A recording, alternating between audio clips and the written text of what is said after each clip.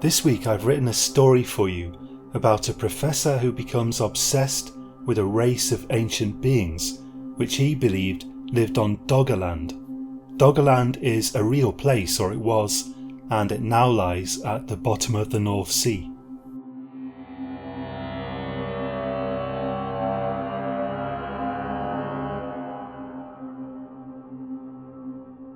I've been viciously attacked by all kinds of people simply for stating the facts about what happened to Professor Grinstead.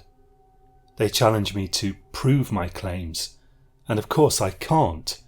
And then they ask why, then they should believe me. This fundamentally misunderstands the situation. I don't give a fig whether some random internet person or reporter believes me or not. Believe what you want. I was simply asked to explain what happened, and I did so as well as I could, and as far as I'm concerned, that discharges my responsibility in the matter. This is my final and last account of it for the general public, and you can take it or leave it. Everyone who knows me knows that I hate lies like poison, and they're the people I care about, not some podcaster with 1 million followers on the other side of the world or whatever. And certainly not the reporter from the local rag who barged into my house uninvited, whose questions I politely answered, and who published an article on me that was made up out of whole cloth. As far as I can tell, the traditional media are even less inclined towards truthfulness than the vloggers, and the sooner their entire industry dies a death, the better. There may be 1 or 2 good and decent reporters among them, just like there may have been 1 or 2 good followers of Stalin or whoever. Well, at this point my wife Hannah happened to read what I was writing, leaning over my shoulder, and advised me to calm myself down a bit. We had a little walk and I drank a tea, and now I'll just try to stick to the facts. I've known Professor Grinstead all my life. I knew him by the unlikely name of Elton, which was actually his name, although his birth considerably predated the adoption of the name by the famous flamboyant singer. Elton Ginstead knew my father quite well, and when my father died an untimely death when I was only 12 years of age, Grinstead took it upon himself to be a sort of uncle or godfather to me, often astonishing and fascinating me with his talk of far-off lands and ancient periods of forgotten prehistory. He kindly paid me well above the going rate to keep his garden in order as best I could. Having lived his previous life entirely in cities, he never managed to acquire any love of gardening. With my mother acting as unpaid consultant, I made a reasonable job of it. Grinstead, through his work and his public lectures, attracted a lot of strange people, and he tolerated them kindly, and even indulged their odd theories. Never assume someone's an idiot just because they sound like one, he used to say to me, with a twinkle in his eye. His view was that even if a person espoused the most absurdly outlandish theories, at the very least one could view them as an interesting psychological study. One thing we always wondered about Grinstead was why, not long before I was born, he had moved into our little Norfolk village. Norwich University didn't really have the prestige to interest a man of his calibre, and Cambridge was nearly a 2-hour drive away, Oxford nearly 4 hours. Watling by the Sea, to give it its full official name, had really nothing to interest a man like Grinstead, except for some picturesque old cottages constructed largely from beach pebbles and with roofs of slate.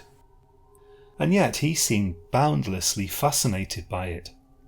By the time I was a teenager, there was hardly a person in the village who hadn't been grilled at length by Grinstead on the topic of the village and its history and local legends. There were those in Watling who, for this reason, took a sudden detour if they saw him coming. Once it cornered you, it could be difficult to get away. I was probably no more than 15 years of age when he first told me about Doggerland. I remember him taking out a huge rolled up map and unfurling it on his kitchen table. Tapping an area on the map with his index finger, he explained to me that where there was now only the North Sea, Not long ago there had once been a vast plain connecting England to Holland and Germany, and this land, he said, had existed as recently as perhaps 8,000 years ago. To me, 8,000 years isn't recent, but to Grinstead anything since the Younger Dryas period is recent, and that ended 12,000 years ago. After this the Holocene began, the period in which we live today, and in which all known human civilization has taken place, as he has continually reminded me ever since. At the age of 18 I might have left Watling to attend university somewhere, but for a couple of particular factors. For one thing, Grinstead persuaded me to allow him to undertake my further education instead. It was quite clear that he wanted a sort of assistant. By then he had increasingly begun to drop hints of a great discovery he had made, although he didn't yet share any real details of it with me. I was so intrigued that I agreed to the idea. He managed to arrange that his personal tuition would count towards an actual degree. While studying with Grinstead, I would be able to continue making a fair bit of cash from odd jobs around the village, which would help a lot. Then there was the second factor. I was already besotted with Hannah, who was a year younger than me, and I had no intention of leaving Watling as long as she remained there. When I was 18 years old, in the autumn, Grinstead held his own eccentric enrolment procedure for me in the Watling-by-the-Sea University of Grinstead, so to speak, which consisted of the two of us signing various documents and Grinstead unveiling his big secret to me. He took me down to the cellar of his cottage. There he switched on lights to reveal a series of clay tablets laid out on several tables. A very modern LCD panel displayed a temperature of 20 degrees C, together with ambient humidity. This was quite unlike anything to be found in the rest of his cottage, which possessed no central heating nor air conditioning of any kind.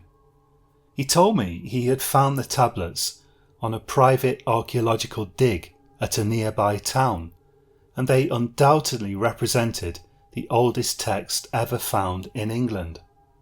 The tablets, he said, were covered in a Celtic script, which he had partially translated, and he claimed they dated to perhaps 200 BC. I asked him whether these tablets shouldn't be in a museum, or at least made available to other scholars, and to this suggestion he gave an adamant and resounding no, and proceeded to explain at some length that mainstream scholars, and here he mentioned some particular names rather disparagingly, would not appreciate or understand the importance of the tablets. He told me the tablets contain legends, which were in fact folk memories of a highly advanced people who had lived before the Younger Dryas period and had inhabited the now submerged Doggerland. Imagine me, at the mere age of 18, having entrusted at least the next year or two of my education to this eccentric if kindly professor, now hearing for the first time that the real focus of his research was none other than a race of beings whose existence was hitherto unsuspected by any normal scholar, and this on the basis of old, partially translated legends found on clay tablets which, I was moderately sure, Grinstead was keeping to himself illegally. I'm not a legal expert now, and I certainly wasn't then, but I don't think you can just unearth major archaeological artifacts of enormous importance and keep them in your basement. At the same time, I was very impressionable, like most 18-year-olds, and my attitude was that if I was in for a penny, then I was in for a pound. I agreed to secretly help Grinstead with his research on the clay tablets. He absolutely swore me to secrecy, and I kept his secret, with the sole exception that I must admit that I told Hannah about the tablets, who I also swore to secrecy. She was immediately entranced by the romance of it all, and told me that my proposed work on Grinstead's tablets sounded much better than sitting in some lecture hall at some stuffy university. Over the next 3 years I became ever more deeply enmeshed in Grinstead's research. Hannah remained in Watling to look after her mother, who was ill, so I cancelled my provisional plan to attend a normal university after a year or two. The fact is also that I increasingly began to form the opinion that Grinstead was really onto something, and the knowledge and skills with which he furnished me were undoubtedly top-notch. I received a first-class education in obscure Celtic and Saxon languages, and in Latin. The tablets themselves, indeed, seemed to deal with the inhabitants, whether real or fantastical, of a lost area of land, apparently located somewhere between what is now England and what is now Germany. Nothing quite seemed to fit the region the tablets spoke of, except the prehistoric Doggerland, the plain that had existed in exactly this region when much of the world's water had still been bound up in polar ice and the sea levels had been somewhat lower. Certainly I found these legends intriguing, although I could hardly view them as rooted in history. Even if these tablets really were more than 2,000 years old, Doggerland would still have been long gone by the time they were written. Intrigued though I was, I began to suspect Grinstead of practicing a certain form of psychological manipulation upon me, which, although innocuous at root, I did find slightly annoying. There are writers who write books an inch thick and then quite consciously place some intriguing hint or mystery every few pages, thus keeping the reader turning the pages while feeding him little but fluff in between. And I began to wonder if Grinstead wasn't doing something like this with me in an attempt to ensure my continued loyalty, periodically hinting at secrets far greater than any he had yet revealed to me. He needn't have bothered if his intention was to keep me on the hook, because I was staying in Watling as long as Hannah was there, and she wasn't going anywhere as long as her mother needed assistance. As I approached the end of my 3rd year as Grinstead's student, or perhaps protégé, he dropped increasingly strong hints of a further, even more astonishing secret, which he would reveal to me fully only if I proceeded to embark on a PhD programme with him as supervisor. Naturally I agreed. Even aside from Hannah, I was simply in too deep with Grinstead's theories and research at that point. Leaving Watling by the sea to study elsewhere would have been like spending 3 years studying plumbing only to leave and try to become a tree surgeon. Grinstead had all the proper papers drawn up. After a few more years I would have a legitimate doctorate in ancient history. To obtain a doctorate you have to perform some kind of original research, or at least that's the idea, so that raised the question of what I would actually research. Grinstead informed me that there was only one topic worth my while, and that with my assistance, by the time I was ready to graduate from this unorthodox postgraduate programme, we would be ready to announce our findings to the world, and everything the world thinks it knows about ancient history would be upended dramatically.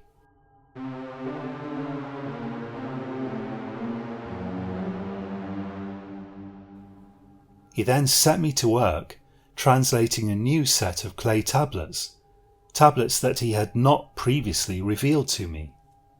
He explained that he had already translated them himself, but that I should attempt an independent translation, utilising all the skills he had taught me. I set to work in his climate-controlled cellar, and as I patiently worked through the new tablets, a quite fantastic story unfolded before my eyes. The tablets spoke of an ancient race of demigods, who, it said, had imparted incredible new knowledge to humanity, and had even interbred with humans. This knowledge had enabled humanity to survive in the harsh, icy conditions that had once prevailed in Europe. These beings, which the tablets referred to as the Tall Ones, had, according to the text, found their new homeland gradually flooded until only some islands were left. If the adopted homeland of these beings was indeed Doggerland, then this would fit well with the modern opinion that Doggerland eventually became an archipelago before disappearing completely. The Tall Ones had connected these islands with an elaborate series of tunnels which ordinary humans were forbidden to enter. Then a horrific development took place. As the waters submerged even the remaining islands, the Tall Ones increasingly came into conflict with humans, even enslaving them as part of an effort to procure the food they needed. Humanity came to fear these highly advanced beings, who emerged from their tunnels only to savagely take whatever they required to sustain their dying civilization. They had become a race of evil subterranean cave dwellers. I also found disturbing hints in the texts of some other creature, which apparently consisted of little other than teeth on a long stalk and a mass of tentacles, but these references seemed heavily allegorical and poetical, and it was hard to fathom what connection these strange beasts might have with the Tall Ones, if any. In time, humanity apparently triumphed over their erstwhile friends the Tall Ones. The cave entrances were sealed, and no more was seen of them.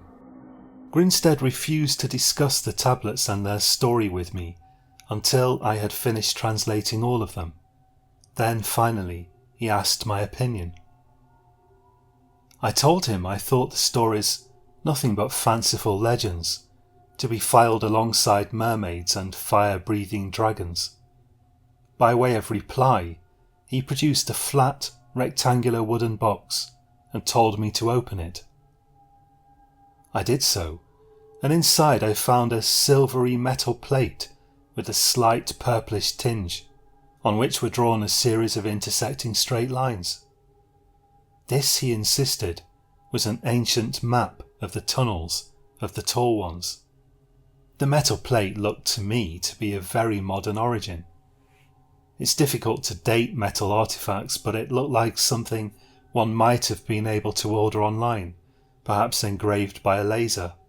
Grinstead brought out a paper map of Doggerland as it would have existed in its final archipelagal form. Then he produced a perspex sheet on which he had engraved the same design of intersecting lines that was engraved on the metal plate. By laying the perspex over the map, he demonstrated to me that the lines perfectly connected the coastal regions of the islands of Doggerland. My view was still that the metal plate was of modern origin. Someone with knowledge of Doggerland's history had had it made by modern industrial methods. I had to wonder whether it hadn't been made specifically to fool Grinstead himself, and I began to interrogate him as to where he had found it. I half feared he'd tell me it had been sent to him in the post, but no, he insisted he'd dug it up somewhere, and when I asked where, he told me there was one final text that I needed to translate before he could reveal everything to me. His next revelation was a large stone tablet, densely inscribed with runes, which I judged to be of 7th or 8th century Anglo-Saxon origin. Again I asked him whether he didn't think these remarkable finds should be in a museum, and again he claimed to have sound reasons for keeping them to himself. I set to work, translating the tablet. All along I remained convinced that we were investigating mere ancient legends, certainly not worth taking seriously as actual history, but I'll confess even so that the text of this new tablet, which appeared entirely genuine, sent a shiver down my spine.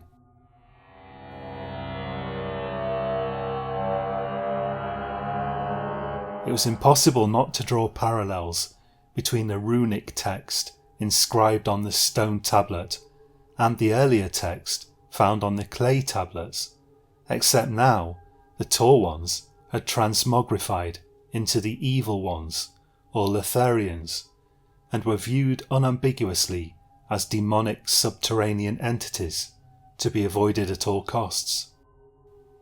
The term given to them in the text itself derived from the name of an older pagan god, Lotharia, who was considered an embodiment of evil and of all that is vicious, repugnant, and repellent.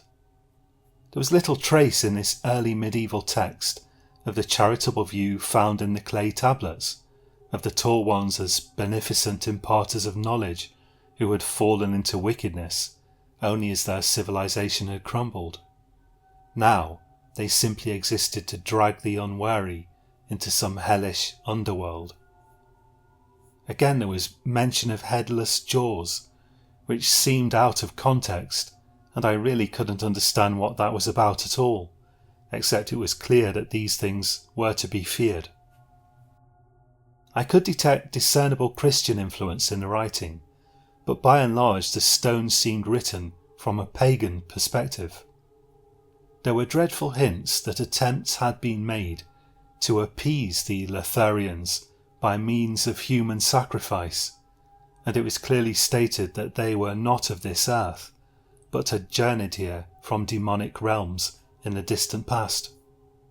Perhaps most intriguing of all, the runes mentioned an actual location which it said had endured terrible difficulties with these demons, a point at which they emerged from the ground to torment humanity. Enough of a description of this place was given that it might almost be possible to pinpoint it on a map with extensive research, although clearly that would be a substantial undertaking given the vague nature of the references in the text and the fact that the coastline has changed very substantially since medieval times. The text concluded with the assertion that this gateway to the underworld had been stopped up by means of rocks and earth, but there, right at the very end of the inscription, the tablet had undergone significant damage, and it was hard to be sure about the precise meaning of what fragments of intact text remained. I remember that the night after I had more or less finished translating the stone, I suffered a terrible nightmare, so vivid that I was completely unable to get back to sleep, and I was heartily glad when the first rays of sunshine surmounted the horizon. I dreamed that I was being pursued through endless dark tunnels by a force of indescribable malevolence, an entity of enormous intellect and intense malignity. The tunnel seemed to go on and on without end. My flashlight, the sole source of light, gave out, and I stumbled on through inky blackness. Finally, I ran headlong into a surface, which I perceived to be made of metal and which seemed to be a kind of door. I knew that I was close to salvation, but try as I might, I couldn't find a way of opening the door, and I began to form the view that perhaps it wasn't a door after all, but only a thick sheet of metal intended to keep whatever was in the tunnels with me from getting out. Then I collapsed against this metal plate, exhausted and terrified, and stared sightless into the darkness. I thought I saw the faintest glimmer of an unholy reddish purple, like putrescent cyanotic flesh, and I became transfixed by it. I couldn't tell whether it was approaching or whether it was still, whether it was 50 yards away or right in front of my face, but gradually I began to think it was drawing closer and closer. It was so dim that I could only perceive it by looking to the side of it, allowing light to fall on the sensitive edges of my retinas. I began to think I could discern teeth, flat like human incisors, but sharp like razors. Then, just as I was arriving at the horrifying conclusion that it was no more than a few feet away from me, a horrific, inhuman scream rent the air, and I awoke to find that I myself was screaming. During the course of the morning, waiting for the sun to come up, while I did my best to steady my nerves, I firmly resolved to extract every last secret and morsel of insight or theorising that Grinstead had left. He would tell me everything he knew and reveal every last secret, or else I would withdraw from his somewhat absurd one-man educational establishment right then and there, and enroll in something online altogether more normal and conventional. When I met Grinstead at his house that morning, as usual, it was as if he had anticipated my resolve. He said that now was the time for me to finally know everything, and he hoped I would understand his reasons for keeping so many secrets for so long. I said that I wasn't sure if I entirely did understand his motives, but he only smiled patiently.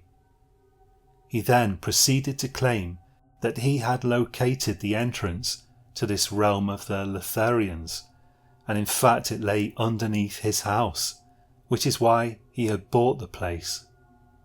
As soon as he told me this, I immediately thought of the allusions to various ancient landmarks and alleged ley lines in the text, and I saw that his house could very well mark the spot of the buried gateway. Particularly impressive was the fact, long known to me, that from Grinstead's house the sun could be seen to rise at the summer solstice precisely over the tip of a certain rock out at sea, and while the language of the ancient runes inscribed on the stone tablet was rather unnecessarily poetical, even while reading it I had briefly wondered if certain lines weren't an allusion to this very phenomenon. Grinstead informed me that he had worked quietly for nearly a decade to pinpoint the mouth of the tunnel under Doggerland that led to the English coast, before finally arriving at his present conclusion and successfully persuading the owner of his cottage to sell it. I asked him where then the entrance to this tunnel was if we were sitting right over it. "Come," he said to me, and together we went down to his cellar again. There was a steel manhole cover in the floor of the cellar, to which I'd never paid very much attention, assuming it was necessary for drainage somehow. This he pulled up using a pair of tools designed for that purpose, revealing a ladder descending below. He proceeded to climb down it. I asked him whether it was safe to go down there, and he assured me that it was. Accordingly, I followed him down. The ladder went an awful long way. How he had managed to install it without any help, I don't know. The shaft itself was already there when he took possession of the cottage, he told me. It had only been necessary to uncover it and then fix the ladder there bit by bit. I'd say it was about 50 metres to the bottom of the shaft. At the bottom I found myself in a cave of natural origin, lit by lights Grinstead had fixed up, facing an archway inscribed with various early medieval runes. The feeling I got from being down there was quite unpleasant. One clearly felt oneself to be a long way underground. The air was damp and still, and not the slightest sound could be heard that didn't emanate from ourselves. I swear I could hear the beating of my own heart. I asked him where the tunnel led, and he said it led to an unnamed submerged island, which he had termed only the Wheel, since from there numerous other passageways led off like spokes, at least according to the supposedly ancient map engraved on the metal plate. The metal plate itself, he told me, he had found fixed to the archway. He said he hadn't been far into the tunnel because the air in there was not very breathable. Since finally uncovering it 4 years earlier, after endlessly digging about in his cellar like an obsessive, he had gradually laid plans and accumulated supplies for a full investigation of the tunnel, and with this he wanted my help, of course. I half wondered whether this hadn't been Grinstead's motive all along in undertaking my education free of charge. Grinstead was a kindly old man, but he was something else too. He possessed a ruthless ambition, which I now fully understood, had driven him his entire life like an absolute maniac, and he needed someone energetic, young, in good health, and above all, absolutely trustworthy, to help him complete his investigation without having to share his findings with the wider academic community, whom he almost seemed to hold in contempt. The origin of his dislike of sharing his findings, supposedly quite out of character for an academic, although in reality I believe quite common, was undoubtedly that some of his earlier work on legends alluding to the Lothlorians had been ruthlessly mocked by certain of his peers and treated rather shabbily by certain journals. And yet there we were, certainly looking at something that must at least partially vindicate at least some of his theories. Without doubt the Archway had been inscribed during the early medieval period, and the runes around the Archway were clearly a warning of some great evil that supposedly lay within. Grinstead was at pains, however, to point out that medieval scholars knew nothing of oxygen and very little about respiration in general. So if people had gone into the tunnel and died due to lack of air, their deaths might very well have been chalked up to malign influence. I was relieved to ascend the enormous ladder and arrive back above ground, and I'll admit that Grinstead's discoveries and his plans were quite exciting, if only I could push the ominous feeling that was growing on me to the back of my mind. Specifically, he proposed an expedition into the tunnels. He wanted to journey to the intersection he called the Wheel, and from there take a certain spoke another 40 miles to a point that he believed had harboured the last remaining remnant of the civilization of the Tall Ones, or the Lothlorians as they later became known. The entire round trip would be nearly 300 miles, a substantial voyage. The floor of the tunnels had been levelled, either by mechanical means as Grinstead thought, or by an immense expenditure of human labour. The tunnels themselves, or tunnel, since we had no direct evidence of the existence of these other hypothesised tunnels, I presumed to be of obscure natural origin, while Grinstead insisted the Lothlorians had excavated them using what he called advanced machinery. Thus, Grinstead proposed to make the journey via modified quad bike. The chief problem was the lack of oxygen. According to Grinstead's preliminary experiments, oxygen levels dropped rapidly as one penetrated into the tunnel's dark depths, and he considered it likely that the air was unbreathable throughout the entire hypothesized tunnel system. He proposed we build a quad bike, that is, a motorbike with 4 wheels essentially, capable of carrying us both, together with around 20 oxygen cylinders. The cylinders would supply the engine with oxygen, and were also for our own use. We would use adapted rebreathing technology to filter the surrounding air and combine it at the correct levels with oxygen, simultaneously scrubbing it of excessive carbon dioxide, which he expected would be a problem in the tunnels. As he described his plans to me, the sense of adventure really began to get a grip on me. Here was a truly exciting project. There was, of course, one obvious objection to his plans. What would happen if the engine were to fail while we were in the very depths of the tunnels? We wouldn't have enough oxygen to walk home if the tunnels were really as long as Grinstead thought. He had anticipated my objection, and his reply to it was twofold.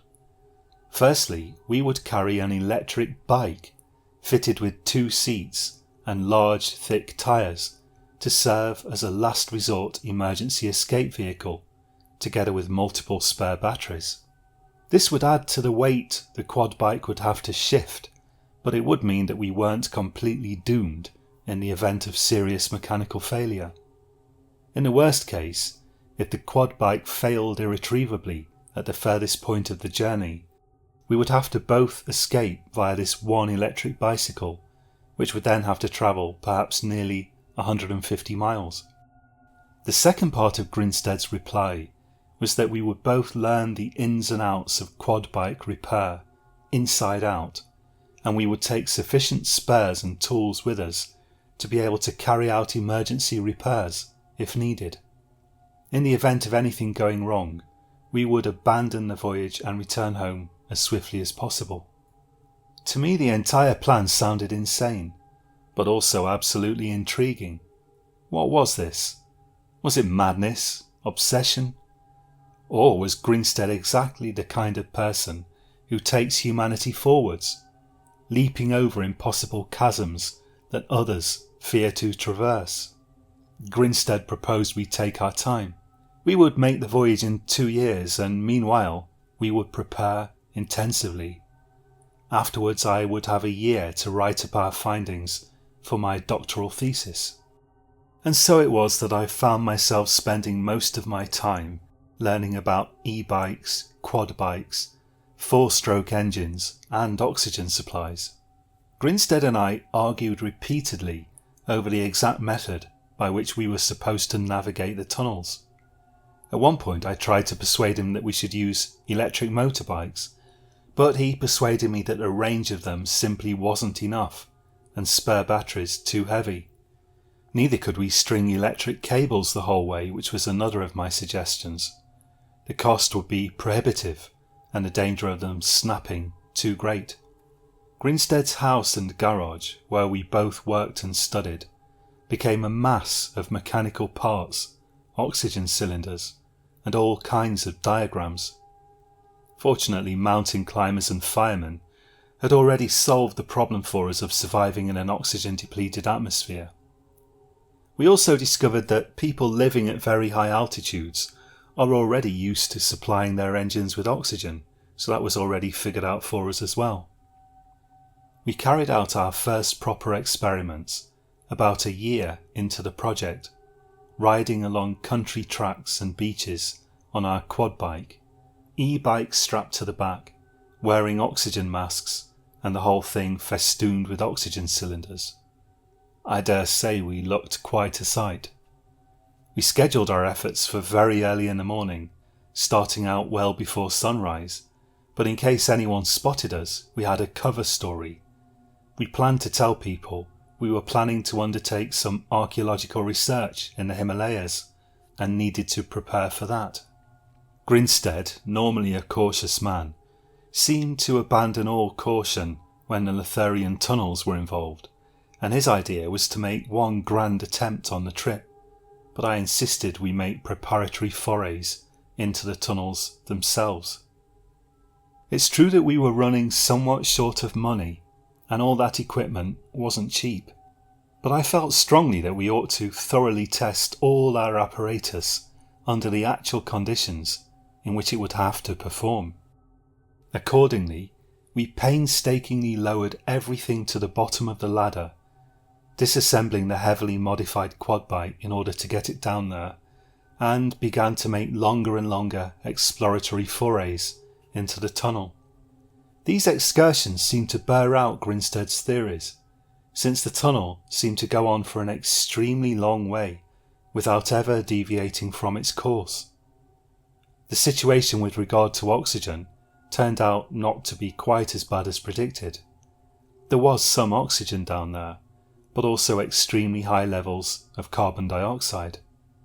As long as our breathing apparatus filtered out the CO2, only modest levels of supplemental oxygen would be necessary, decreasing our load considerably.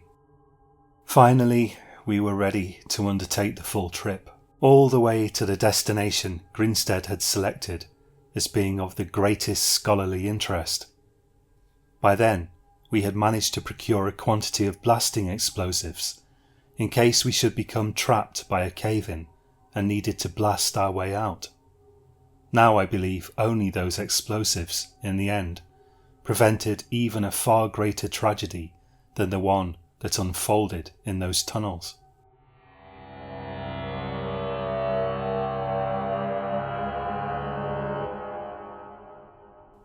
I told Hannah more of our plans than anyone, but I kept the most bizarre aspects of it from her for fear of frightening her. She knew only that we intended to cautiously explore a tunnel. Once everything was finally prepared, we set off on the quad bike early in the morning, having told the rest of our friends and relatives only that we planned to immerse ourselves in important archaeological research and would likely not return until the next day. We rode the quad bike into the thick darkness, oxygen masks on our faces, for over 5 hours, eventually arriving incredibly at the wheel, exactly as Grinstead had theorised. 5 tunnels led off in different directions from a central column, which was covered in writing in an impenetrable script, not resembling anything we had previously seen. After photographing the column carefully, we took the branch pre-selected by Grinstead and proceeded for another 2 hours. In all of this journey we encountered no especial difficulties. The floor of the tunnels was remarkably smooth. I sat at the front of the bike, while Grinstead was perched behind me on a chair we'd fashioned from an office chair.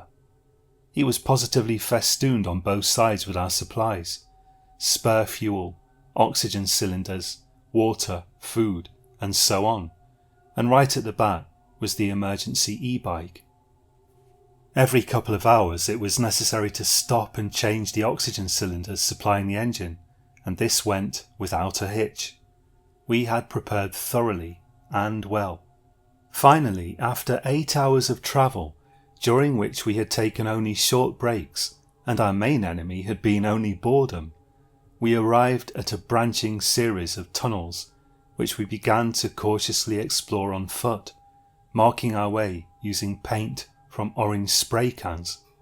Grinstead behaved like a man on a mission within our mission, of which I knew nothing, and I followed him nervously but resolutely, thinking probably there were still things that he had kept from me.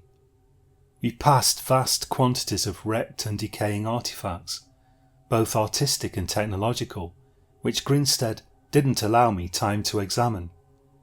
Since I was worried about our oxygen running out, I was content to follow him to our final destination, and simply took photographs of whatever I could. After another hour we arrived at a vast structure that somewhat resembled the interior of a cathedral, but clearly served some kind of industrial or technical purpose. We set up all the lights we had carried with us from the quad bike, and were able to more or less illuminate most of it. Then we saw that the initial impression we had received in the near darkness of austere beauty combined with high technology had been misleading. Clearly the structure, whatever it was, had once been beautiful, but now it was in an advanced state of disrepair and decay, like everything else in the tunnels, and appeared even to have been vandalised and deliberately destroyed. Grinstead was entranced by it. He informed me that he had expected something of this sort. According to his theory, in the final stages of the destruction of their society, the Letharians would almost certainly have splintered into various factions, some bent on purely selfish aims, while others would have adopted extreme religious outlooks in the face of terrible anxiety over their own continued existence. In the end, the more organised, religiously motivated factions would certainly have won out, he claimed, over the disorganised, selfish factions, but not before fighting many terrible battles and suffering many casualties. Grinstead, for reasons that I still don't completely understand, believed we had arrived at the site of the Letharians' last stand, the very place where the last of them had held on to life, before finally expiring. "Look!" he shouted to me suddenly, and he shone a flashlight on a mural on the wall. The mural was overlaid with crude graffiti in an alien script and smeared with unspeakable ancient excreta, but it clearly depicted a vast grassy plain dotted with clusters of trees, gentle rolling hills in the distance, with herds of ungulate animals, perhaps deer, grazing here and there. The mural, Grinstead explained, was a stylised depiction of Doggerland as it once was. I saw that there were tears in his eyes. He explained, in between taking gulps of oxygen from his oxygen mask, that by the time this artwork had been created, Doggerland had undoubtedly become only a distant memory for the artist or artists who had painted it. Indeed, the idea was touching. They had become confined to this underground realm, fearing the savage human tribes who lived on the land that remained, and could only paint pictures of how their lost world had once looked. Grinstead's view was that by the time they had created this mural, they would likely have lost most of the technology they once had, amidst their fight for survival. Most likely, he said, they had expected the entire globe to soon become completely flooded, and had settled in to await their end, perhaps praying to unknown idols who were powerless to help them. And then I happened to move the beam of my own flashlight off past the right edge of the mural, and I saw something in the gloom that almost gave me a heart attack. Lined up against the wall were a series of free-standing transparent pods, shaped rather like tulip bulbs, and each contained a person, apparently in deep sleep. We began to excitedly examine these pods. The people inside were immersed in some kind of liquid, and every one of these people were strikingly perfect in appearance. They were both male and female, and a range of ages, although we saw neither children nor the very elderly among them. We counted 40 of these pods, and it seemed likely that there could well be more of them somewhere else within the structure, or elsewhere in the complex. Grinstead said he had anticipated the possibility of these pods. I asked him how he could possibly have anticipated such things, and he said that he had expected that the last remnants of this dying civilization might have taken steps to preserve themselves until such time as the floodwater, which they doubtless expected to cover the whole earth in time, would eventually recede. Their appearance was so perfect, so handsome and beautiful, that I could not help but wonder, if these people had interbred with humans, then what had we looked like before? If anything, they looked more human than the professor and myself. Grinstead was skittering about looking for controls which he said would awaken them from their sleep. I asked him whether awakening them was really a good idea, but he said they deserved to know that the rising of the waters had largely ceased, and once awakened, they could teach us all kinds of unimaginable things. He ran about pressing buttons and pulling levers, both of which were in plentiful supply, and to my astonishment, the pods began to glow a soft green and to gradually split and dissolve from the top, the liquid they contained gushing out onto the floor and down through metal gratings. One by one they awakened, naked as the day they were born, and soon 3 of them were standing in front of us, 2 men and a woman, steaming slightly, while we backed away in fear, and they gradually seemed to get their bearings. Their facial expressions, handsome though their faces were, seemed strangely blank, which I assumed at the time, wrongly it turned out, to be an effect of their prolonged sleep, which may well have lasted even 8,000 years. Grinstead got a grip on himself and stepped forward, proffering his hand. "Welcome to the late Holocene," he said, pulling down his oxygen mask to speak. One of the men turned his blank face towards Grinstead, then towards me, and then back towards Grinstead, who was still holding his hand out hopefully, like a used car salesman trying to conclude a deal. The man's face seemed to split, causing both Grinstead and I to gasp in horror, and he began to claw away the remaining skin with his hand, the skin also falling away even from his hand. A sort of jaw attached to a long leathery pipe emerged from the confused red mess underneath the human mask and abruptly shot out and fastened itself on Grinstead's face.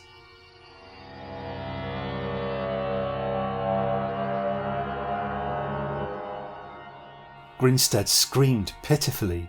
Then 2 more such jaws shot out from the other creatures, the human head masks exploding, and began to bite at his body. Clearly, they were hungry.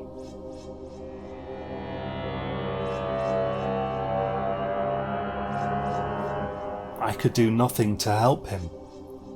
By the time I had got over the initial shock well enough to formulate any kind of plan, Grinstead was on the floor and had lost so much blood and flesh that it was clear his remaining lifespan would now be of the order of minutes at best, no matter what I did. One of the jaws detached itself from Grinstead and lashed out at me. I jumped back and it made a horrible screeching noise. I couldn't even understand what I was seeing. The creature now looked like a mass of bloody tentacles with a roving jaw attached to it. It began to scuttle towards me, and one of the other jaws waved at me as yet another bit into Grinstead's skull with a loathsome crunching sound. All around me the creatures were beginning to hatch out of their sleeping pods, some stumbling forwards in their human disguises, others casting off their human masks like snakes shedding their skins. I did the only thing I could do. I ran. I ran for what felt like hours, all the while conscious of the slithering, scuttling sounds of the creatures in pursuit behind me, desperately hoping my oxygen tank would hold out long enough for me to get back to the quad bike. Fortunately, it did, and it was only half empty by the time I got there. Immediately I jumped on the bike and attempted to start it, but of course it didn't work. Looking back, there was probably nothing wrong with it. I was just scared witless and couldn't think straight. I was probably doing something wrong. Shining my flashlight into the darkness, I couldn't see any of the creatures, but I could hear them, slithering gradually along towards me in the darkness, looking for their next meal. I jumped off and detached the e-bike. Even in my terror, I was still compos mentis enough to check the attached spare batteries and oxygen tanks, and I judged that I had enough of both to make the journey back. I cycled off into the blackness, which was alleviated just enough to safely make progress by the powerful headlamp we'd attached to the bike.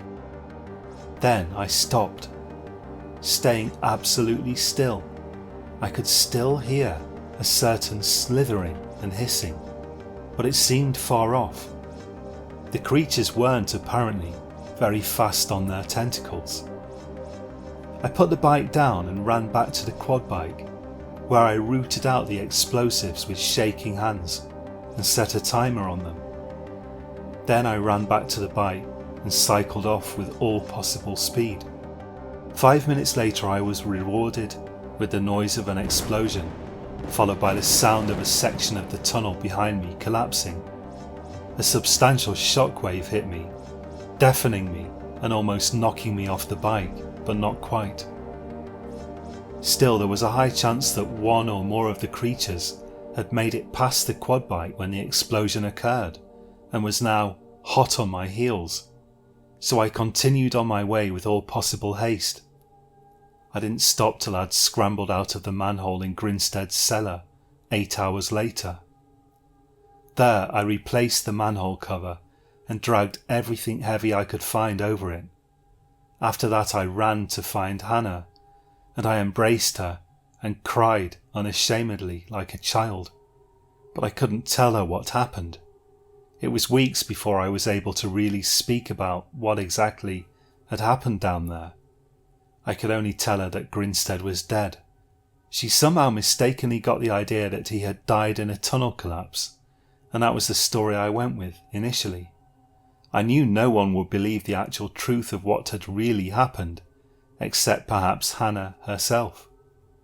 It took me a couple of hours to stop shaking and calm myself to the point where I could think what best to do next. Then I went back to the cellar and gathered all our remaining explosives, along with anything I thought would burn well. Believe me, I did not want to open that shaft up again, much less go down it, but I knew I had to. I proceeded very cautiously, flooding the entire shaft and the beginning of the tunnel with light from all available sources, and I took the explosives a good 300 meters or so into the tunnel before setting the timer. 2 years have now passed since those terrible events. I completed my studies at Norwich University, mostly remotely, on the basis of the clay tablets and other artifacts. Hannah and I are now married with a child on the way. I have lobbied endlessly to have Grinstead's cellar filled in with concrete, and there are hopeful signs that this may actually soon happen, although nothing is yet certain. Perhaps it was a mistake to have finally told people about the creatures. I took care to do so only after acquiring my doctorate. Few believed me, and those who do are generally the type who'll believe anything. What actually were they? I presume they did indeed come from outer space, sometime before the end of the Younger Dryas period, or perhaps before, and perhaps had disguised themselves as humans initially in order to cooperate with us for our mutual benefit, and later, perhaps, to exploit us. This is only conjecture. I find the idea that they interbred with us entirely unlikely, given their repulsive inhuman forms, and the idea in any case always seemed to me quite unsupported by genetic evidence. I don't believe they should be regarded as uniformly evil in the way that they came to be viewed by early medieval scholars. Doubtless there were many factions among them, just as there are among humans. Perhaps only the longest surviving subgroup among them settled into an exploitative relationship with humans out of desperation, as their way of life crumbled due to the rising seas. Grinstead has no grave due to the manner of his untimely death, but tomorrow, on the anniversary of him being consumed by the aliens, Hannah and I will light a candle to his memory.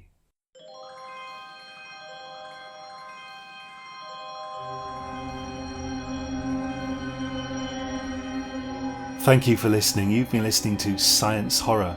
My name's John Purcell, and once a week I write a story and read it out and put it on the internet. If you enjoyed this week's story, please write to the Nobel Prize Committee and recommend me for the Nobel Prize in Literature. Thank you so much. Hopefully I'll have another story ready for you next week. I'm going to aim for Monday, but it might end up being Tuesday or Wednesday or something. I'm going to have to see how it goes at the moment. You can also find my stories on sciencehorrorstories.com, and I've been putting the text of the more recent stories on there as well. Until next time, sleep well.